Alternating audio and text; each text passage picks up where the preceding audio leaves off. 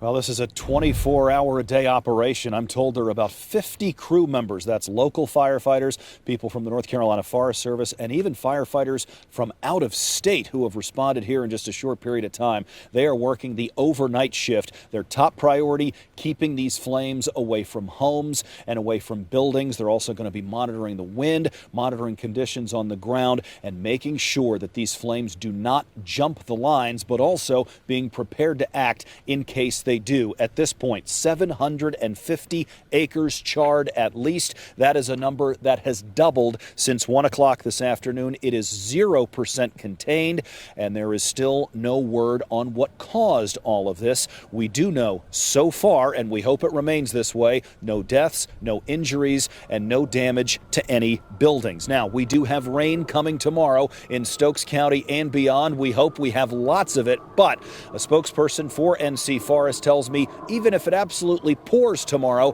that doesn't mean mission accomplished here.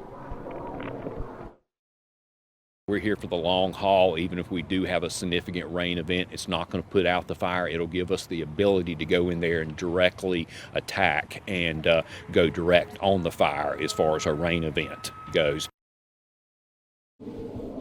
So a lot of work happening behind us and a lot of work happening behind the scenes. People who don't necessarily have hoses out and boots on the ground, but are playing just as important of a role. Kara Peters, want to bring her in, and that was your story tonight, talking to some of the people who are supporting the people who either are or very soon will be in harm's way. Here we are. We have Cup cars on the track. This is the Pit Crew Challenge that you can probably hear going on behind me here at North Wilkesboro Speedway. That'll determine positions for the heat races, which will determine positions for the big one, the All-Star race, and qualifying on Sunday. A lot to get to here in our final half hour of news here at 6 o'clock. Good evening from North Wilkesboro Speedway. A lot of people, they've compared this to the Field of Dreams. They didn't think this was ever going to happen, but they are here, and that's why so many fans are here, so excited to step back into a time machine and go back to maybe when they were little children with their parents. Now they are the parents with their own children, taking in an exciting weekend of racing. We want to begin our team coverage tonight with Sports Director Lauren Walsh. Lauren, we heard from some drivers today, and this is going to be a track unlike anything else they've seen in a long, long time.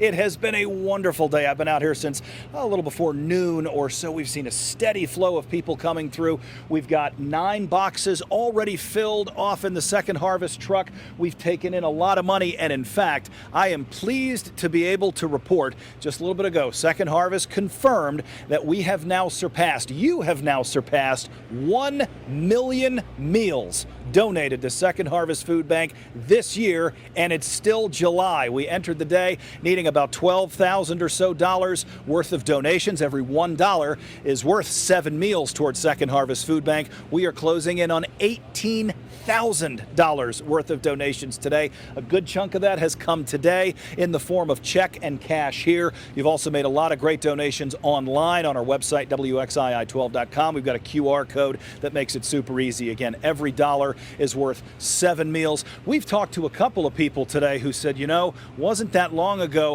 I was in need of food. People talked about they had difficulty during COVID. A few people said they had spouses who got sick and they couldn't work and they weren't sure where money was going to be coming from. They said, now we're back on our feet and we are more than happy to give. And that's a wonderful thing because food insecurity is a big problem in our country. It's even worse in our state, and it's even worse than the state average right here in the high country, in particular in Wilkes County. So we are at the Lowe's Foods right off of 421. You can't miss us. Come on by, say hello, make a tax-deductible donation, or you can go online at WXII12.com. But again, 1 million meals for the year, and it's still July. This is hardly our last food drive of 2023. Good stuff out here today in Wilkesboro.